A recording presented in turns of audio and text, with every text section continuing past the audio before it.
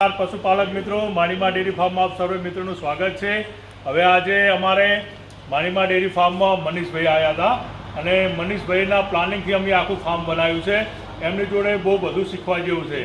એમણે અમને શરૂઆતથી પ્લાનિંગ આપ્યું, એ પ્લાનિંગ પ્રમાણે અમે આખું ડેરી ફાર્મ બનાવ્યું છે અને એવું ડેરી ફાર્મ બનાવ્યું છે કે બિલકુલ ઓછા માણસે વધુ કામ લઈ શકો એ રીતનું આખું ફાર્મ બનાવ્યું છે। આપ જોઈ શકો છો। મનીષભાઈ, આપ પશુપાલકોને થોડું હિતમાં કંઈક થાય એવો આપ બે શબ્દો કહો। નમસ્કાર।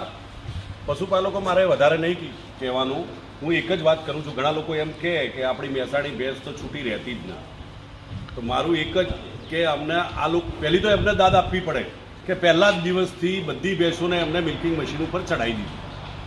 અને ખેડૂતોને ખાસ હું એ કહું છું, મિલ્કિંગ મશીન ભેંસ અને ગાય માટે જુદી આવે ને એ બધી વાતો છે ને, એમાં કોઈને ગભરાવાની જરૂર નથી, વાતોમાં આવવાની જરૂર નથી। ખોટા પૈસા બરબાદ ના કરતા।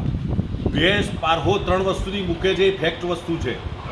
એને કો તો બચ્ચું જોઈએ છે, કો તો દાણનો ટોપલો જોઈએ છે, અને કોઈથી પારહો ન મૂકે તો હોર્મોનનું ઇન્જેક્શન આલીને લોકો ચોરી છુપી કરે છે। કાયદેસર નથી, પણ આ બધું ચાલે છે અને બધાને ખબર છે, કોઈ જાહેરમાં કહે કે ના કહે। સાચી વાત છે। પણ મશીનથી પારહો મૂકતી નથી। એ અહીંયા એક સાથે આજે 22 બકેટ ચાલે છે અને હું આજે માપ આપવા આવ્યો છું। એમનું આખું 24 દૂના 48 ભેંસ એક સાથે દોવાય એવું પાર્લર બનાવવાનું માપ આપવા આવ્યો છું।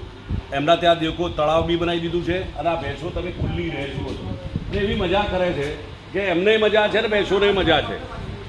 એટલે જેટલી ફ્રી રહેશે એટલા ડિસીઝ બી ઓછા। એમની ભેંસો કે જે ગાભણ પડતર હશે ને એ બી થઈ ગઈ છે।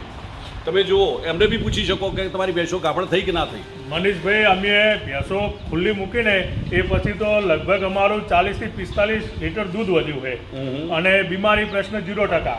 અને જે હિટમાં આવતી નથી એ ભેંસોનું હલનચલન ને એમના હોર્મોન્સ બદલણા એટલે હિટમાં પણ આવી ગઈ છે, એટલે બહુ બધો ફાયદો છે। બીમારી 0% થઈ ગઈ છે અને ખોરાકની અંદર પણ આપ જોઈ શકો છો, આટલો ખોરાક હું પહેલાં ગમેની અંદર નાખતો તો બધું ખાઈ જતા। અત્યારે એટલો ને એટલો ખોરાક અહીં નાખું છું તો બીજા દિવસે નાખવાનું થાય છે। એટલે શાંતિથી વાગોળે છે, દૂધ પણ સારું આપે છે અને એમનું શરીર પણ બહુ બેસ્ટ રહે છે। એટલે ભેંસો બને તો શક્ય હોય તો ખુલ્લી રાખો। ઓકે મિત્રો, આભાર। જય બનાસ।